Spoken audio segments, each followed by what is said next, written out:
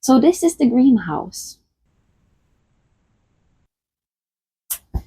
Big surprise behind me here. It's an actual grapevine. I bet a lot of you didn't know grapevines can actually grow and thrive even in Norway. There are certain varieties that can even withstand temperatures down to minus 30 degrees Celsius. So it stretches all across the roof. So when we first arrived, the garden was covered in snow, so you couldn't really see much of it. But our new landlords told us, to my great joy and surprise, that there was an old grapevine in the greenhouse. And I was later able to examine it, and while it was old and probably not very cared for, it seemed healthy and productive, because it was actually full of old moldy grapes that I immediately decided to remove, and I also pruned and cleaned it up a little bit. Removed a lot of dead leaves, which I buried in the dirt behind me surrounding the vine, and then I put some compost on top of that. So I think that must be quite good. This is the correct time of year to prune things.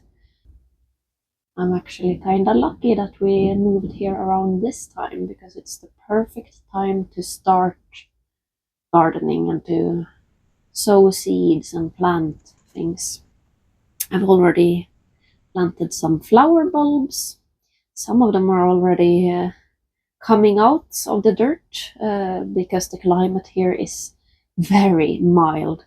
It's still midwinter in Trondheim, and over here in Bergen it's almost spring, it feels like.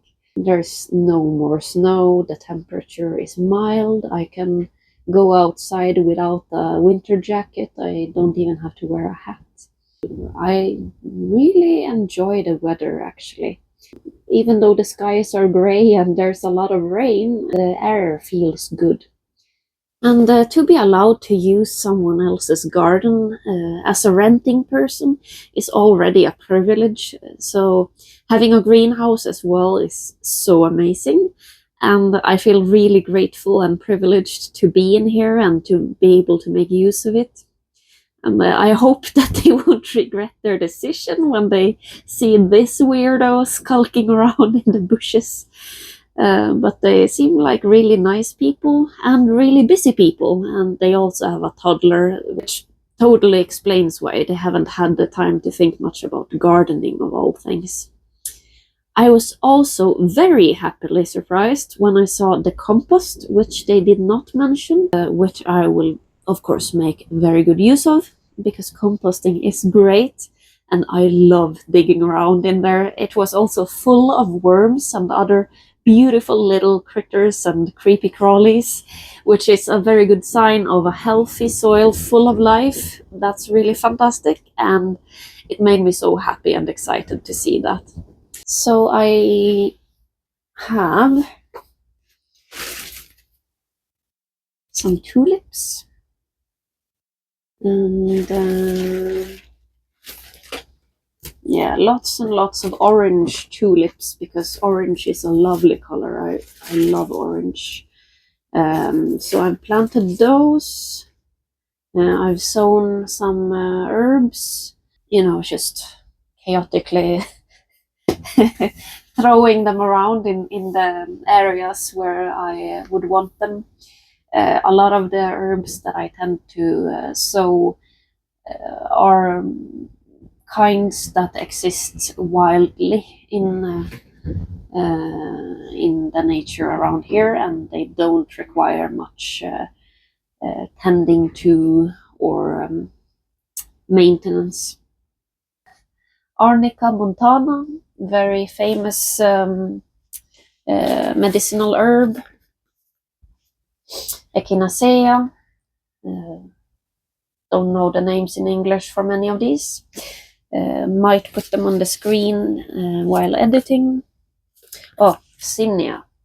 These are so easy. one of the easiest flowers. Just throw them out, they will grow. It's very, very cool. Let's catmint, catnip. Gotta have that. I've got 2 cats and they have to have their nip. Let's see. Yeah, more of the orange tulips. I have many other colors as well. Oh, and I really like this mix. It's with these really tall, sort of salmon-colored tulips with Easter flowers. Oh, what's that called in English? And also I've got a lot of these wild or botanical types, wild mix of tulips. And some slightly more interesting shapes and colors of things. Crocus. Some of these, well, I call them onion flowers because they smell of onions.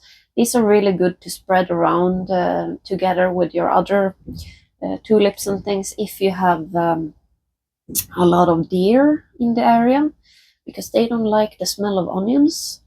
And these ones definitely smell of onions because they are in the allium family. This looks like a completely natural hagstone, actually.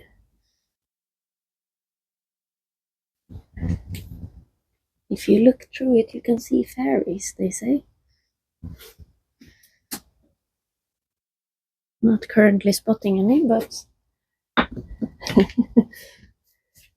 there's a lot of these really nice stones over here.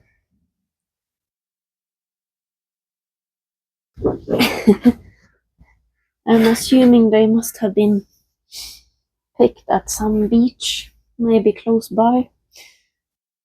We're not very far away from the sea over here, so that's another thing that I really like about this place.